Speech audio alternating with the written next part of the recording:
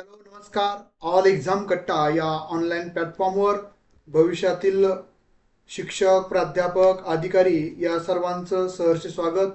मित्रांनो, आज आपण 29 ऑगस्ट म्हणजे परवाचा जो GR आहे किंवा महाराष्ट्र शासनाचं जे परिपत्रक आहे त्या संदर्भात या व्हिडिओमध्ये सविस्तर चर्चा करणार आहोत. हा व्हिडिओ सर्वांसाठी म्हणजे शिक्षक बांधवांसाठी, भगिनींसाठी खूप महत्त्वाचा आहे, त्यामुळे हा व्हिडिओ शेवटपर्यंत पहा.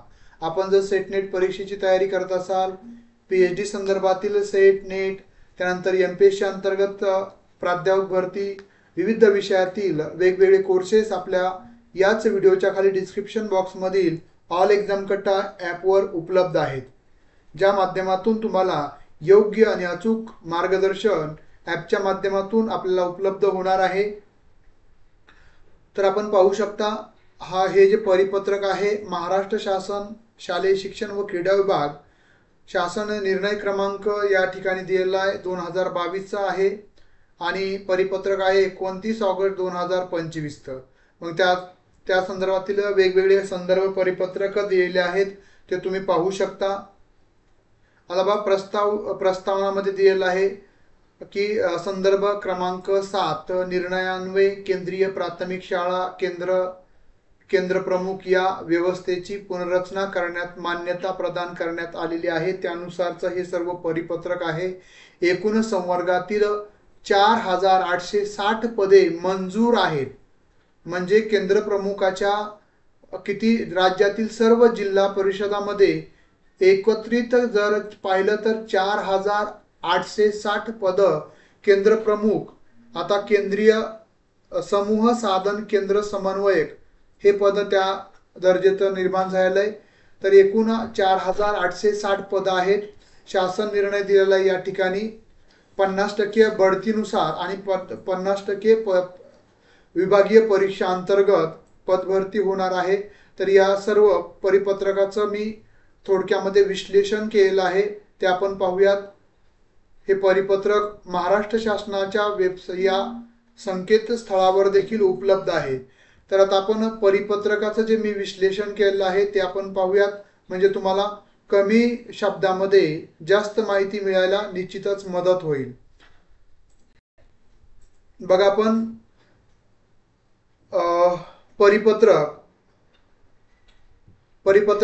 परिपत्रकामधले मुख्य मुद्दे.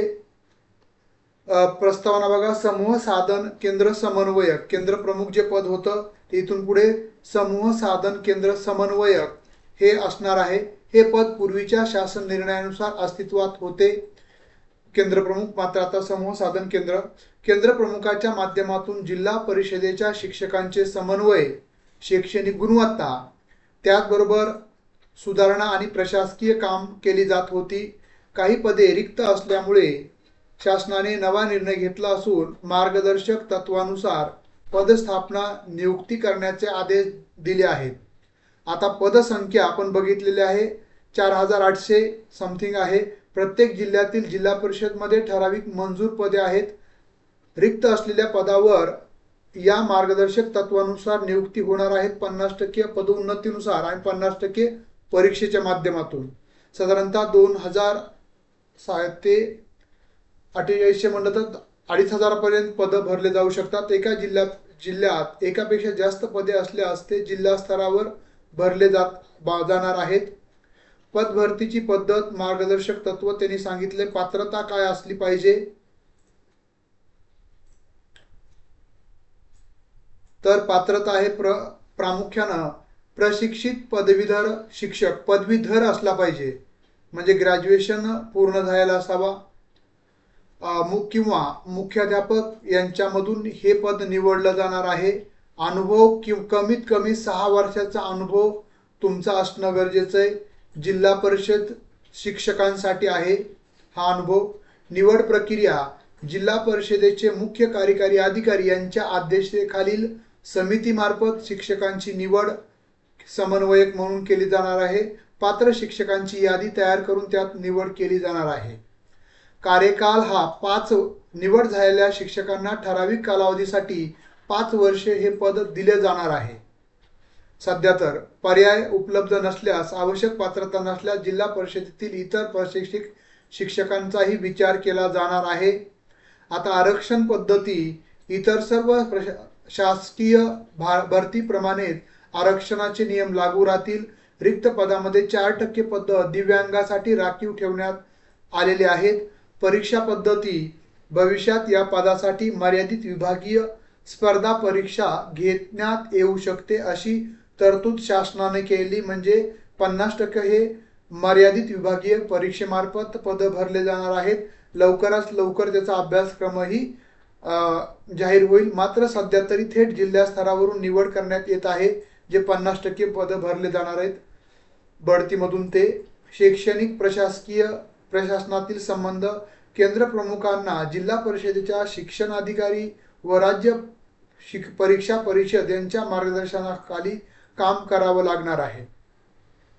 शालेय शिक्षणाची गुणवत्ता सुधारण्यासाठी शिक्षक प्रशिक्षण, शैक्षणिक कार्यक्रमाचे नियोजन, अंमलबजावणी यामध्ये त्यांचा सहभाग असणार आहे। त्यांची कार्यपद्धती जर आपण सांगायचं झालं, विशेष तरतूद आहे। प्रत्येक जिल्ह्याने रिक्त पदांची संख्या निश्चित करून महाराष्ट्र राज्य परीक्षा परिषदेला कळवायची आहे। ही यादी जाहीर स्वरूपात प्रसिद्ध केली जाणार आहे। किती आहेत पद, किती संख्या रिक्त आहे याची।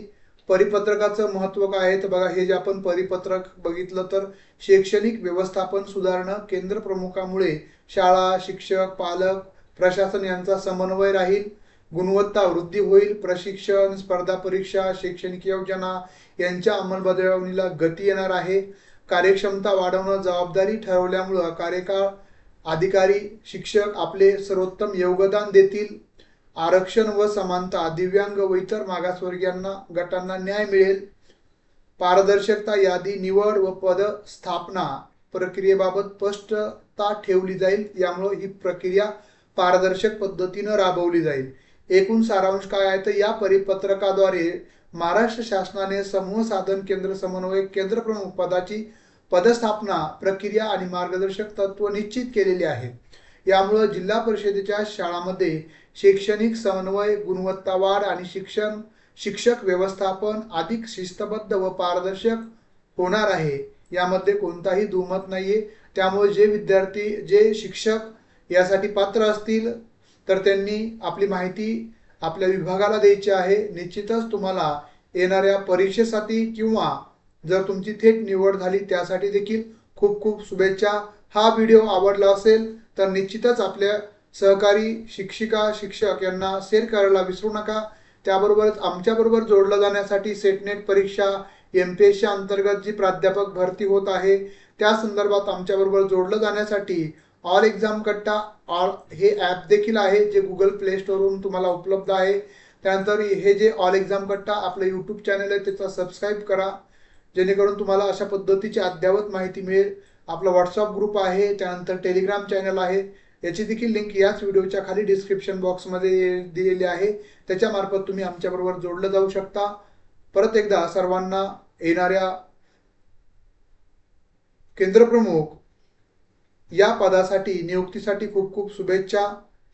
धन्यवाद।